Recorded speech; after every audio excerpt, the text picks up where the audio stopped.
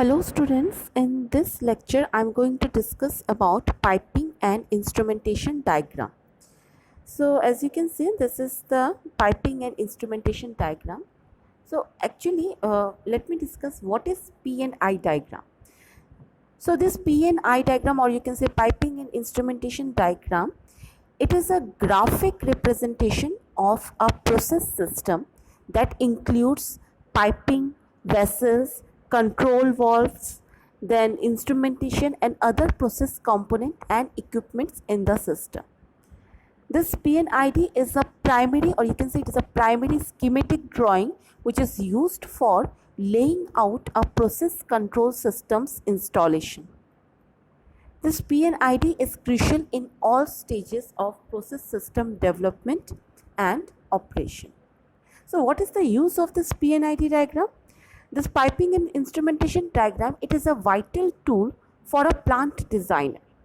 The simplicity or complexity of any manufacturing process is understood through a P&I diagram. This P&I diagram, or piping and instrumentation diagram, it helps in crystallization of all thoughts and concepts to be put down pictorially, and this helps identifying the optimum number of accessories, that is accessories like valves, fittings and instruments. This also helps identify areas where uncertainty exists. So this P&I diagram is a platform which helps all ideas, be it from technologist, be it from consultant or be it from client, to be put on paper for better understanding of the process. The precursor, that is P&I diagram, the precursor to this diagram is a PFD, or you can say process flow diagram, which essentially is a block diagram describing pictorially the process flow. Now let me tell you about the phases and use for PNID, that is in design and layout of process system, then in component specification, then in component specification, in development of control system schemes, safety and operation analysis, installation and or build out of the system, startup, shutdown and operating schemes and procedures, employee training of process system operation, maintenance and modification of the system. So this is the use of PNID. So as you can see in PNID diagram, there are various symbols. There are standard symbols which are used to represent the components in this PNID diagram. So these symbols are not to scale and they are not dimensionally accurate also. They are just to represent a certain type of component like valves, pipelines. I will be discussing about how to represent valves, pipelines, then vessels, etc. using which component in PNID diagram. So in very short, what I would like to say, this PNID diagram, it is a schematic representation of a process, or you can say graphical representation of a process, which includes pipelines, vessels, control valves, instrumentation and other process components. Okay, now talking about the symbols, the symbols that symbols are used. There are various symbols in the PNID diagram which are used to represent the components in the diagram, and they are also labeled with words or letters and numbers to further identify and specify the components that they are representing. And another point to be considered is that the PNI diagram do not always represent the physical locations and proximity of each component. Here the purpose is not to serve as a floor plan or map of the system. It is just to illustrate the process of the system. Now coming to the valve symbols for PNID, as I have told you that various symbols are used for various components in PNID diagram. So starting with the valve symbols for PNID, the generic symbol for a two-way valve is two triangles. You can see here that there are two triangles which are pointing towards each other with the tips of the inner point touching. You can see the tips of the inner point of the triangles touching, and the pipelines are represented by, as you can see here, this is a valve. This is the valve, and The pipelines are represented by lines connecting to each side of the valve symbol, and various types of lines are used to represent different pipes, tubes and hoses. So these examples use single solid lines which represent simple rigid pipes or tubing. Typically all pipes will run either vertically or horizontally and use only right angles, and the direction of flow is indicated by an arrowhead. As you can see, there is an arrowhead. The direction of flow is indicated by an arrowhead at the end of the line where it meets the next component, as well as at every 90-degree turn. Now types of valves. So these are the various representation of types of valves that we're going to use in P&I diagram. So the type of valve is represented by adding a shape to the center where points touch, means these two triangles where the points of these two triangles are touching at the center of the two triangles. By adding a shape to the center where the points touch, we can tell the type of the valve, and these are the P&ID symbols for most common valve types like ball valve, butterfly valve, plug valve, gate valve, globe valve, pinch valve, needle valve and diaphragm valve. So all of the four valves, so like all of the all of these valves, they are all of the valves that is represented here are two-way inline valves that are used for flow control, either on or off or throttling.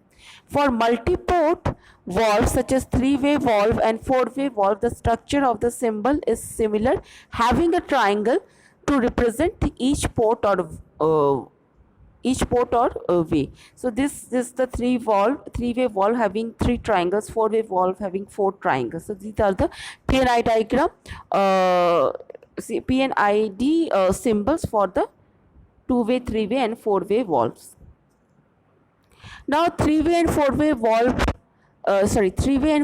ball valves can contain additional detail that define the type of ball drilling, which is either a T or L port valve. As you can see, the type of ball drilling, how the ball is drilled in the valve depends. It can also be represented in this P&ID symbols here. As you can see, this is for L port, this is for T port.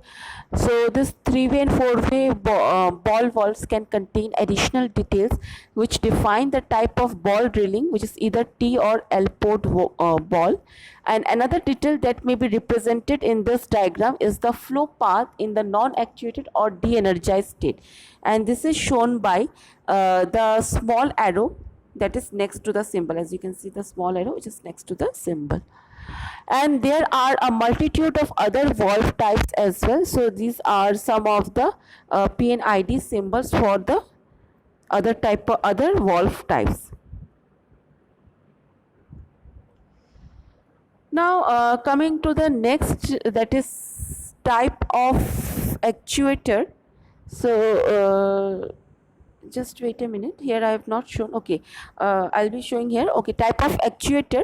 So the method of actuation is basically defined by a line coming up from the center of the valve with a small symbol, many times containing a letter at the top of the line. Here are some examples I'll be showing of ball valves with different methods of actuation. Suppose like this. This is a ball valve.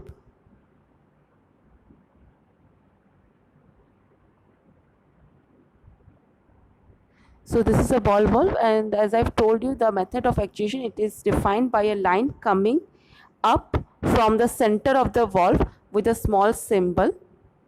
So this is manually, this sign shows this is a manually operated actuator. Then if the sign is like this, then this is a pneumatic actuator diaphragm type. And if the symbol is like this,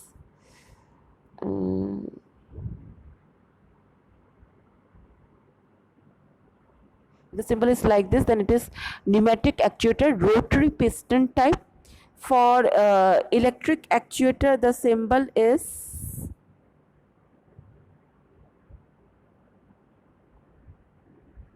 this is electric actuator. For hydraulic actuator, instead of M, H will be written here. That is, so this is a hydraulic actuator. Now, when the actuator has a fail-safe position, it is represented by an arrow, as you can see. When the actuator has a fail-safe position, it is represented by an arrow on the line between valve and the actuator. So between the valve and the actuator, there is a line which represents the fail-safe position. Another method that is used to represent the fail-safe is with two letters F0 or FC. You can use two letters F0 or FC in the symbol, and you can represent the fail-safe position, etc. Now, end connections. So end connections can be represented generically with lines representing the pipes going directly into the valve, as in all types of the example that I've shown here, that is in the previous slides. Now, connections may also be explicitly defined using various other methods. That is, flanked connections are represented as here you can see, where the pipes having perpendicular lines at their ends that run parallel to the side of the valve symbol with a small space between them. So this is the perpendicular lines at the side of the valves, and this shows the flanked connections. Similarly, you can see the other connections like threaded connection. The two small circles are present along on each side of the valve. Then welded connection, these circles are dark. This shows the welded connection, and then we have this socket weld connection.